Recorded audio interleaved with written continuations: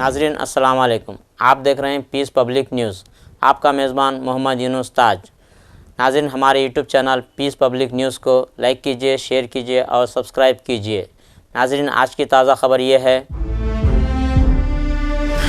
कल तेलंगाना की सरकार ने डिप्टी सीएम ने जितने एमपीज तेलंगाना से इलेक्ट होकर लोकसभा में है, राज्यसभा में है, उन पार्टीज के एमपीज को उन्होंने इनवाइट किया था कि वो आएँ और बजट के दूसरे सेशन में तेलंगाना से रिलेटेड कई पेंडिंग इश्यूज है जो पिछले 10-11 साल से मोदी सरकार के पास पेंडिंग है। तो उस मीटिंग में हम भी गए, मगर अफसोस की बात यह है कि जो 8 एमपीज बीजेपी को यहाँ से तेलंगाना के अवाम ने जीत कर भिजाए थे, जिसमें 2 यूनियन मिनिस्टर भी हैं, उसमें से एक भी टर्नआउट नहीं हुआ। और उनका नहीं आना इस बात का पैगाम देता है कि वो सिर्फ जबानी खर्च करते हैं, तेलंगाना की जब इंसाफ की बात करते हैं। और फिर दूसरी पार्टी भी नहीं आई, बीआरएस।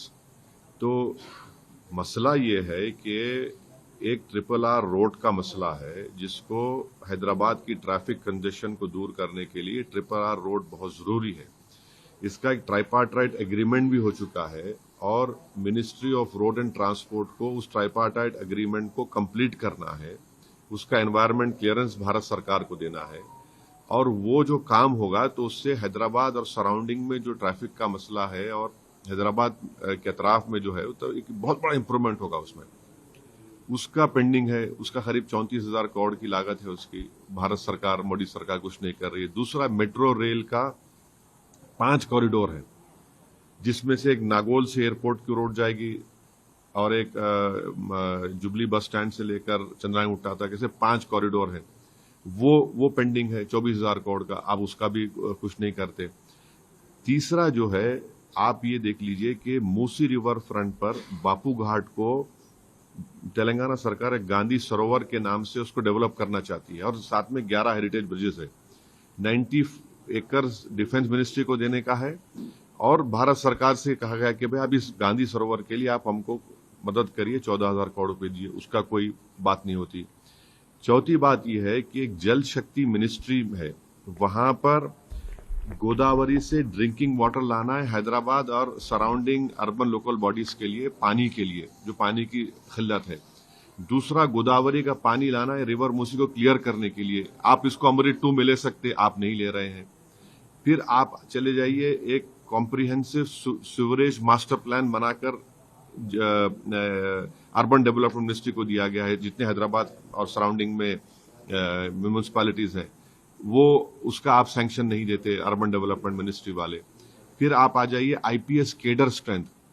केरल तेलंगाना से छोटा है, मेघालय, आसाम, पंजाब, झारखंड, तेलंगाना छोटे हैं, वहां पर आईपीएस ऑफिसर ज्यादा है।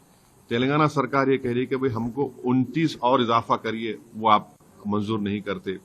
फिर रेल कनेक्टिविटी का मसला है, जिसमें 8 लाइंस को बढ़ाना है, उस पर कोई हरकत नहीं होती।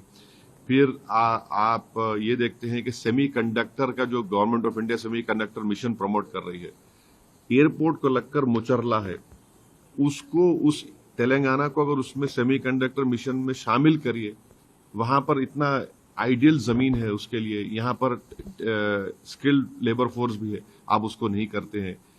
और ऐसे कई जो मिनिस्ट्री ऑफ होम अफेयर्स से जो आंध्र प्रदेश रिऑर्गेनाइजेशन में जो मसले रुके हुए हैं, तेलंगाना आंध्रा स्टेट ने बढ़ के हिस्सा दे दी हमको पावर बॉन्ड्स में, ये सब चीजें आप कर ही नहीं रहे हैं उसको।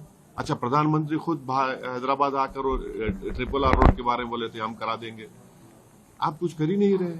तो भाई ऑन पैरिटी जब दूसरे स्टेट्स को आप दे रहे हैं, तो तेलंगाना को उनका हिस्सा क्यों नहीं मिलेगा? जब आप मेट्रो डाल रहे हैं, दूसरे स्टेट्स को पैसे दे रहे हैं, हर जगह पे देंगे, यहाँ पे क्यों नहीं दे रहे तेलंगाना को? और ये तेलंगाना को समझ ले रहे हैं कि नेशनल इंटरेस्ट में है कि ये ग्रोथ इंजन है। ये बहुत जरूरी है कि तेलंगाना का ग्रोथ भारत के लिए बहुत जरूरी है। आप उसी ग्रोथ को रोक रहे हैं कि इन तमाम प्रोजेक्ट्स को नहीं देकर, सैंक्शन नहीं कर